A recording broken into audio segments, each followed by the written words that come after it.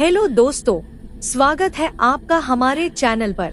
मैं हूं आपका होस्ट N.P और आज हम लेकर आए हैं एक ऐसी कहानी जो आपके रोंगटे खड़े कर देगी। अमावस्या की रात, अंधेरा, सन्नाटा और एक रोती हुई औरत की रहस्यमयी आवाज। क्या है इस कहानी के पीछे का सच? क्या ये सिर्फ एक किंवदंती है या कुछ ऐसा जो वाकई में हुआ? तो चलिए बिना देर किए शुरू करते हैं आज की कहानी, अमावस्या की रात, रोती हुई औरत। अगर आप नए हैं तो चैनल को सब्सक्राइब करें, लाइक करें और बेल आइकन दबाना न भूलें ताकि हर डरावनी कहानी आप तक पहुंचे। अमावस्या की रात, रोती हुई औरत। कहानी की शुरुआत। अमावस्या की रात, वो रात जब चांद आसमान से गायब हो जाता है और अंधेरा अपनी पूरी ताकत के साथ धरती पर छा जाता है। भारत के कई गांवों में ऐसी मान्यता है कि अमावस्या की रात को आत्माएं धरती पर भटकती हैं और ऐसी ही एक कहानी है जो गांव वालों के बीच आज भी फुसफुसाहटों में जिंदा है। ये कहानी है एक ऐसी औरत की जिसकी सिसकियां अमावस्या की रात को सुनाई देती हैं। लोग कहते हैं कि उसकी आत्मा आज भी अपने दर्द को बयान करती है, लेकिन कौन थी वो और क्यों रोती है वो हर अमावस्या को? दोस्तों, ये कहानी सिर्फ डरावनी नहीं है, बल्कि इसमें छुपा है एक गहरा दर्द, एक अनकही सच्चाई। तो चलिए इस रहस्य को खोलते हैं और जानते हैं कि आखिर क्या है इस रोती हुई औरत का सच। कहानी, अमावस्या की रात का रहस्य। कहानी शुरू होती है एक छोटे से गांव से जो पहाड़ों की तलहटी में बसा था। गांव का नाम था काली घाटी। यहाँ के लोग सादगी भरी जिंदगी जीते थे, लेकिन अमावस्या की रात को कोई भी घर से बाहर नहीं निकलता था। कारण, एक रहस्यमयी औरत की सिसकियां जो हर अमावस्या को गांव के पुराने बरगद के पेड़ के पास सुनाई देती थी। लोग कहते थे कि वो औरत कोई साधारण इंसान नहीं, बल्कि एक आत्मा थी जो अपने अधूरे काम के लिए भटक रही थी।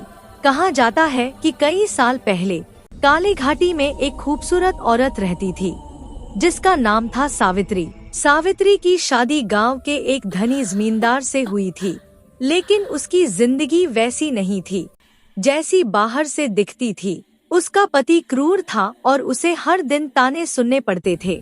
सावित्री की एकमात्र खुशी थी उसकी छोटी सी बेटी राधा। लेकिन एक दिन गांव में एक भयानक त्रासदी हुई। सावित्री की बेटी गायब हो गई।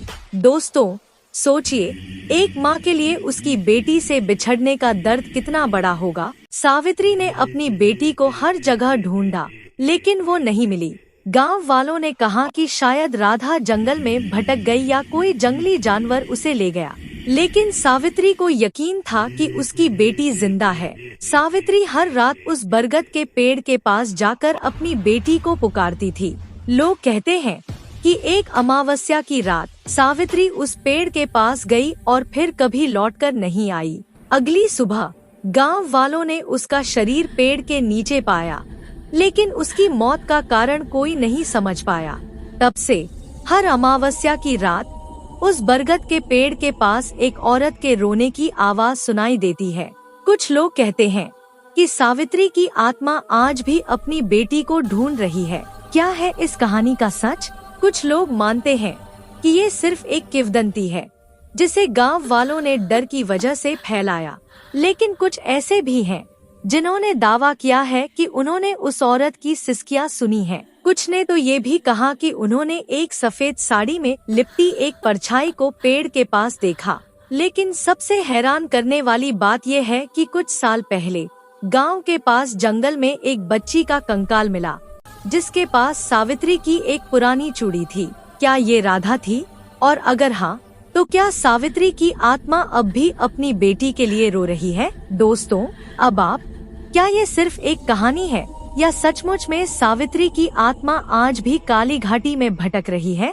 क्या आपने कभी ऐसी कोई डरावनी घटना का अनुभव किया है? नीचे कमेंट में जरूर बताएं।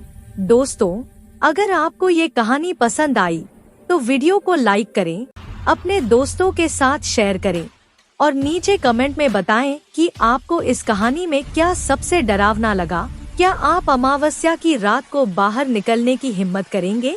और हाँ, अगर आपके पास कोई ऐसी डरावनी कहानी है तो उसे भी हमारे साथ शेयर करें, हम उसे अगली वीडियो में फीचर करेंगे।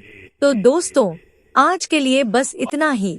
अगर आपको ऐसी और रहस्यमय कहानियाँ सुनने का शौक है तो हमारे चैनल को सब्सक्राइब करें और बेल आइकन दबाएं ताकि आप कोई भी वीडियो मिस न करें। अगली वीडियो में हम लेकर आएंगे एक और डरावनी कहानी जो आपको सोचने पर मजबूर कर देगी। तब तक के लिए स्टे सेफ, स्टे स्पूकी और अमावस्या की रात को सावधान रहें। मिलते हैं अगली वीडियो में। नमस्ते।